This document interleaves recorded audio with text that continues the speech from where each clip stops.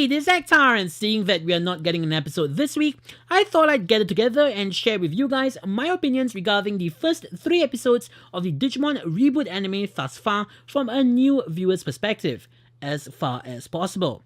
Now, there are definitely some positives to this new reboot, like the amazing animation, the non-stock evolution sequences, and how they are not introducing all of the main cast at the same time to allow us to get to know them individually.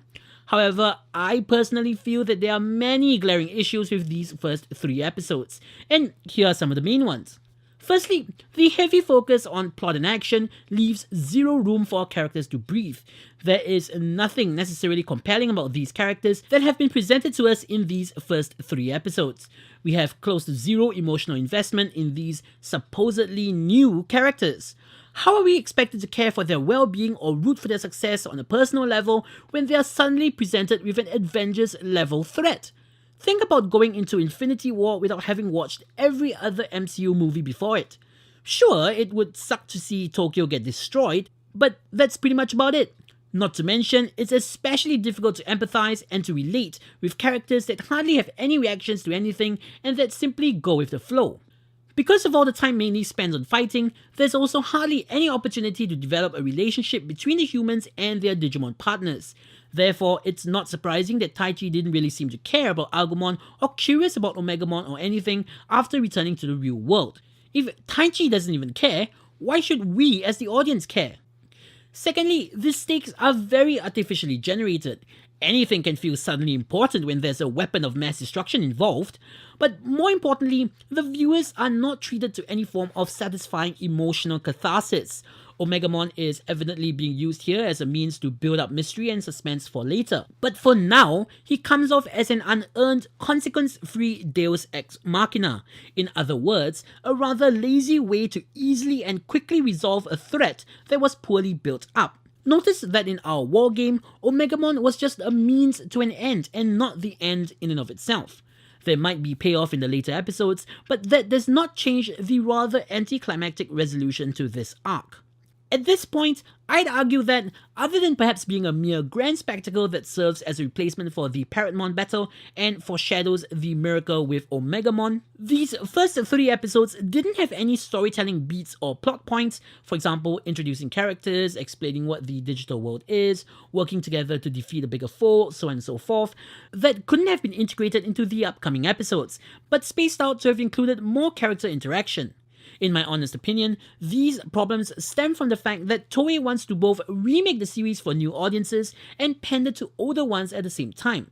While this show has been built for new audiences, without a reason to care about the characters, fighting and foreshadowing can only go so far.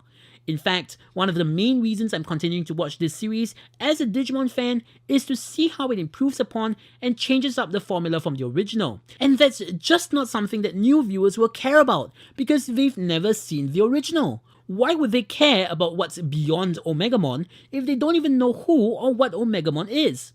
As is, aside from the positives I've touched on at the beginning of this video, these first 3 episodes have shown me nothing that I haven't already seen before. Even if we assume I'm horrendously biased and we completely discounted our war game, Summer Wars has managed to do what this reboot hasn't. It took the premise of our war game and rebooted it for a brand new audience without doing away with interesting characters, well built up stakes, and satisfying emotional moments. Elements that are certainly not mutually exclusive with what the reboot has been trying to do. All this 10 years earlier. Of course, those are just my opinions based on the first 3 episodes of the show. They still have an entire season to hopefully turn things around and to change my opinions. Now, speaking of the rest of the season, here are my hopes and worries moving forward. Firstly, Taichi seems to be the main focal point of this reboot, like say Araragi from Bakemonogatari or any other harem protagonist, where all the character interactions revolve around him. While this can give the show more focus, it might significantly take away from opportunities for the other characters to shine. And this was already a big issue with the original. Next, being forced to fend for themselves was one of the biggest impetuses for a lot of the conflicts, self-explorations, reflections, and realizations in the original show. While this has yet to be confirmed, being able to travel freely to and from the digital world might remove a ton of those opportunities. Also, the stakes were set way too high in the first couple of episodes. From here on out, everything might seem super trivial and mundane or ridiculously over the top. I really hope they'll be able to maintain a consistent tone for at least the foreseeable future and save the stakes for when it really matters in order to give big boss monsters or events the gravitas or weight that they deserve.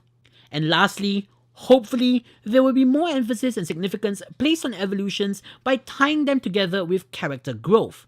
This will ensure that the evolutions won't be reduced to a cheap Deus Ex Machina gimmick that offers no satisfying emotional catharsis. So, what do you guys think of these first 3 episodes? Did you enjoy the faster pace when compared to the original? Do you feel that Toei will leverage on the characterization from the original in order to focus more on action and plot? And lastly, what are your hopes and worries going forward? Do let me know in the comments below. So, this is Ekta saying, see you guys in the next episode.